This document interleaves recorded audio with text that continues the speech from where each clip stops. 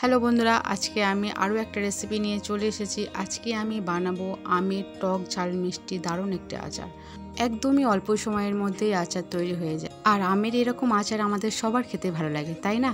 এরকম আচার ভাত খাওয়ার শেষে শেষ পাতে খেতে বেশ ভালোই লাগবে, আর এমনিও খুব ভালো লাগবে। তো বন্ধুরা, এরকম আচার বানানো খুবই সহজ। তো চলো বন্ধুরা, দেরি না করে চটপট রান্নাটা শুরু করা যাক।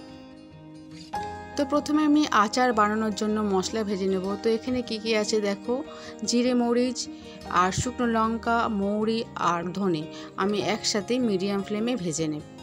তো বন্ধুরা, এরকম মশলা আচারে দিলে আচারের টেস্ট খুব ভালো হয়। তো আমি খুব বেশি ভাজবো না, মিডিয়াম ভাজবো।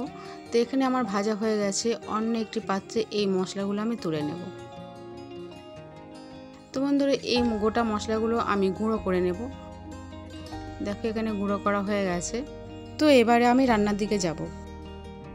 তো দেখো বন্ধুরা, এখানে আমি আম কেটে নিয়েছি। আমগুলো কাঁচা পাকা। বন্ধুরা, এই আমের আচার করতে গেলে কাঁচা পাকা আম হলে খেতে বেশ ভালো লাগবে, টক মিষ্টি বেশ ভালোই লাগবে। তো গ্যাস অন করে কড়া চাপিয়ে দিয়েছি। কড়া গরম হয়ে গেছে। এখানে আমি সর্ষের তেল দিয়ে দিলাম। তেলটা আমি গরম করে নেব। তো তেল এখানে গরম হয়ে গেছে। আমি 1 চামচ 5 ফোড়ন দিয়ে দিলাম।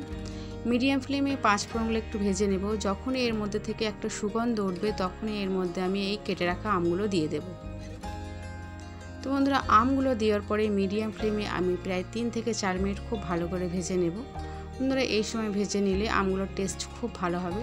আর এখানে আম খুব বেশি গলে যাবে না, ঘেঁটে যাবে না, একটু গোটা গোটা থাকবে, দেখতেও ভালো লাগবে। তো এই সময় আমি স্বাদ মতো নুন দিয়ে দিলাম, আর দিলাম 1/2 চামচ হলুদের গুঁড়ো, আর এর সাথে আমি দিয়ে দিলাম 1/2 চামচ লঙ্কার গুঁড়ো। আমি 1/2 চামচ দিয়েছি, তোমরা চাইলে কম বেশি করতে পারো। তোমরা যদি একটু ঝাল বেশি খেতে চাও তাহলে একটু বেশি করেই ঝাল দিতে পারো। তো আমি এখানে সমস্ত মশলা দেওয়ার পরে আমি খুব ভালো করে ভেজে নেব।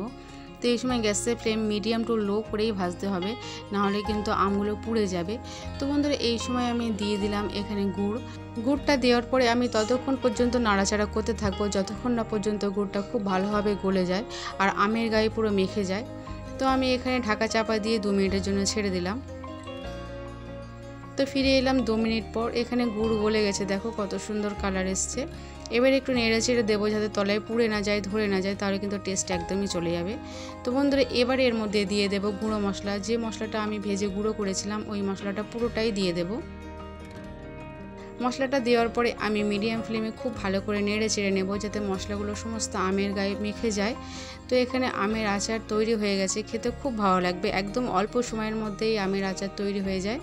তো বন্ধুরা, এখানে আমার আমের আচার পরিবেশনের জন্য অন্য একটি পাত্রে তুলে নিলাম। তো আশা করি বন্ধুরা, আমার এই রান্নাটা তোমাদের খুব ভালো লেগেছে। ভালো লাগলে চ্যানেলটাকে সাবস্ক্রাইব করো, লাইক করো। দেখার জন্য অনেক ধন্যবাদ। আর হ্যাঁ বন্ধুরা, কমেন্ট করে জানাতে ভুলো না রান্নাটা তোমাদের কেমন লেগেছে।